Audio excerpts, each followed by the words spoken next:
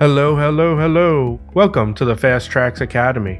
In this FTx Commerce training video, we will be covering the backend admin site with the setup portion.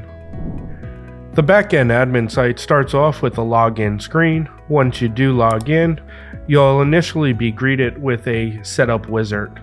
This wizard would walk you through all the steps in setting up your website. Some of the functions are going to be pre-configured coming from the control center. Other functions will be tasks that have to be completed by you at this point. If you notice, some of the tasks have green checkboxes which are already configured, and other tasks have yellow checkboxes indicating that they are incomplete and still need work. All of the prerequisites will come over from the control center. Your business details, locations and price book zones, taxes, departments, and products all will be completed at the control center side. Next is the website status. You can choose one of 4 statuses. Live would be anyone can access the site. Offline would be no one can access the site. Test site will allow you to test the functionality, but will not allow for a sale to go through, your payment to process, or the inventory to be decremented from your quantity on hand. The test site is also protected by a password, allowing you to access and do any maintenance on it. The beta site will be a full functioning site, but behind a 4-digit passcode. You can use the beta site to still test out, but have it on a live functioning website. All sales will be treated as a live functioning website. All sales will go through and deduct from the purchase. The inventory will also decrement, and your sale totals will increase. You can use the beta site to test using your either store personnel or frequent customers that you trust to give feedback to you on the site. Choosing the modify button will allow you to change the functions of whichever step you're currently in. Live, offline, test, and beta is where you can select from. For right now, I'm going to choose test, and it's going to ask me to enter in a password. The password should contain at least one of the following type of characters. It'll display a green check once that character requirement has been met. Moving on to global settings. Again, the yellow checkbox means it's incomplete. You can press the configure now on any of the functions to configure this section. We'll continue with the business details now.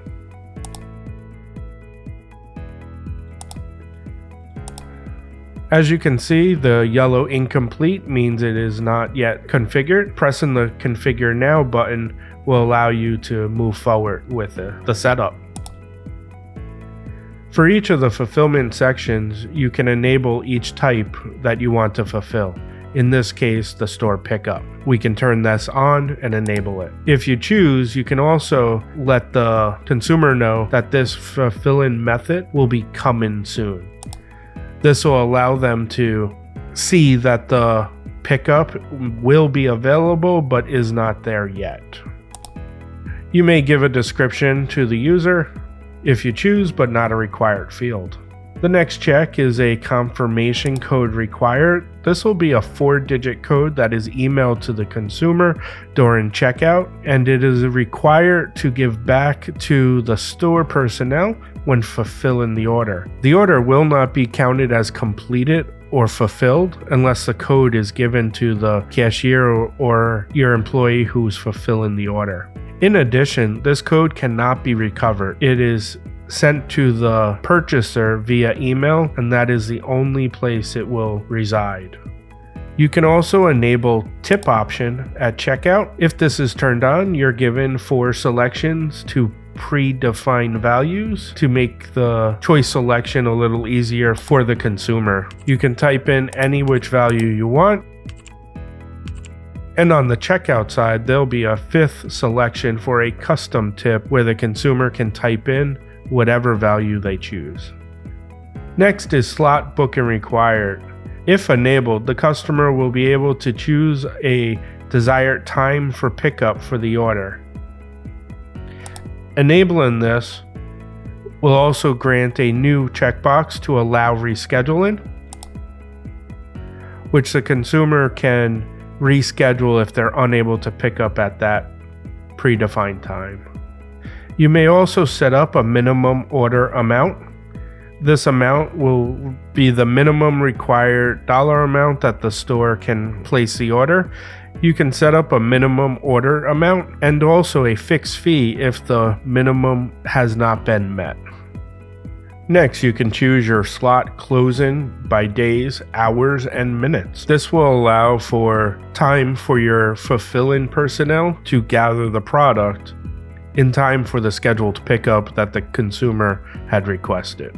For instance, if you set for 5 hours and the current time is 9 a.m., the consumer will not be able to receive a slot opening until after 2 p.m. And lastly is pickup instructions. You can type instructions to the consumer, such as park in designated areas or drive around back for pickup instructions.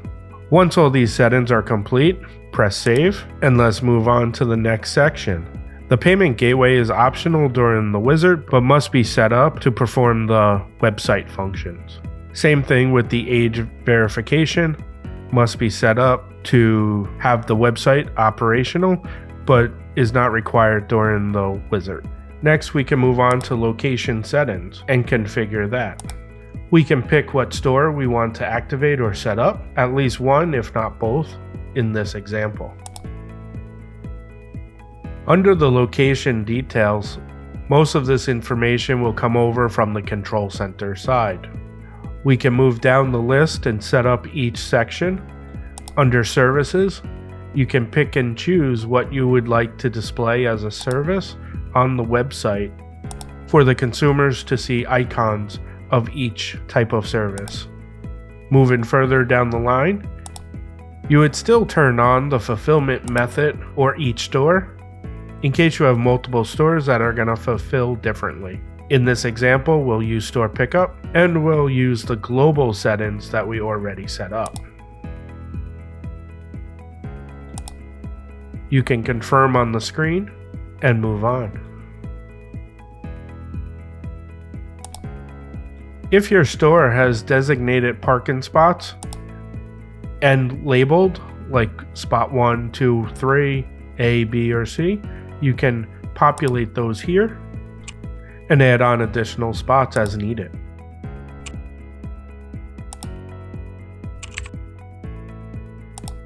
You can also set your schedule. Your schedule will also come over from the control center side, which will be populated on the website under the store detail information. Under available slots, you can choose your slot durations between 1 hour, 30 minutes, or 15 minutes for increments. Between the hours of, in this case, 9 a.m. to 9 p.m. You can list how many slots you have available, even include slots that are free or paid for, with a fee for how much the slot will cost. The paid for slots are a way to have the consumer guarantee a slot opening because it's charged for. And you can now copy the selection to all the days, unless you want to pick and modify each day individually. You could also have a different payment method at each location, as long as the global payment is also set up.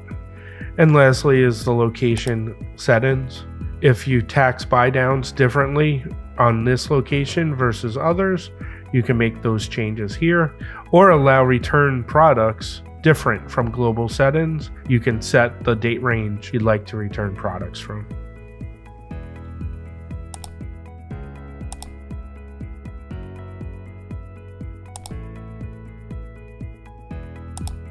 After the location setup is complete, we'll move on to legal agreements. The legal agreements are required for terms of service, privacy policy, refund policy, and review policy, one or all At least the term of service is a policy. If you do not take reviews, you may not need to fill out. The other 3 would be required. You can configure them now and filling out the policy.